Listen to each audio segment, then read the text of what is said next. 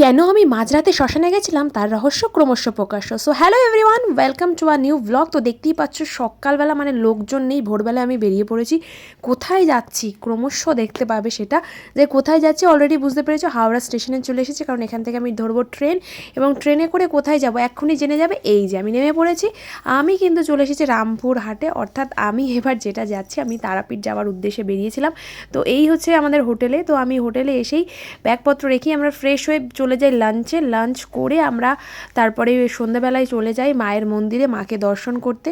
পরের দিন সকালবেলা আমরা পুজোটা দিই। এবার যেহেতু এই মন্দিরের ভেতরে অ্যালাউ নেই, তাই আমরা পুজোটা দিয়ে চলে যাই এই খোয়াইপাড়ের এই হাটটাতে, এবং তার সাথে আমরা হচ্ছে বামাখ্যাপার যে মন্দিরগুলো আছে সেইগুলো কিন্তু দর্শন করে নিই সেই দিনকে।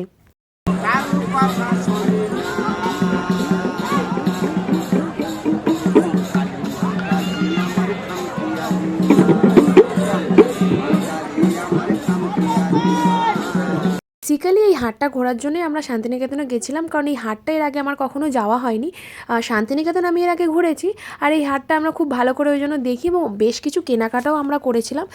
যেদিন আমরা অ্যাকচুয়ালি আমরা ওখানে 3টে রাত আমরা ছিলাম তারাপীঠে। তো এটা হচ্ছে প্রথম দিন না, এটা সেকেন্ড দিন, যেদিন সকালবেলা আমরা পুজো দিই। দেওয়ার পরে আমরা হাটটা ঘুরি এবং বামাখ্যাপার মন্দির যেগুলো আছে সেগুলো দেখি, দেখার পর চলে আসি। এটা হচ্ছে সেকেন্ড দিন।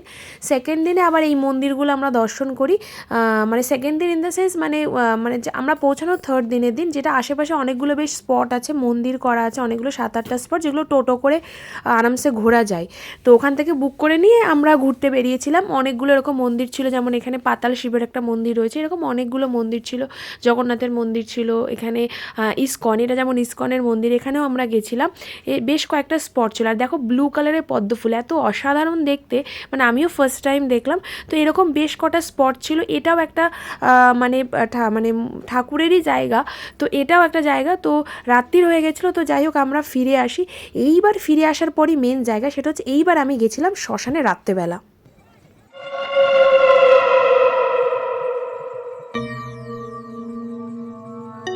সেদিনকে চারিদিকে যে পরিমাণ যজ্ঞ হচ্ছিল, বাপরে বাবার। এই যে দেখো এখানে 3জন মানে পুরো ধ্যানে মগ্ন, বাট দূর থেকে দেখে মনে হচ্ছিল যেন কোনো মডেল বসানো হয়েছে, সবাই সেটাই বলছিল। তো যাই হোক এইভাবে কাটে, এবং তার পরের দিনই আমরা চলে আসি আবার এবার মানে ফেরার পথে, অর্থাৎ কলকাতায় ব্যাক করার। তো চলে এসেছি স্টেশনে, এখান থেকে ট্রেন ধরে তারপরে আমরা আবার চলে আসবো, কলকাতা ব্যাক করবো। হ্যাঁ, ঘুরতে যেতে যতটা আনন্দ লাগে, ফেরার পথে ততটাই মন খারাপ লাগে। তো যাই হোক ফিরতে তো হবে। তো দেখা হচ্ছে তোমাদের সাথে নেক্সট ব্লগে। বাবা।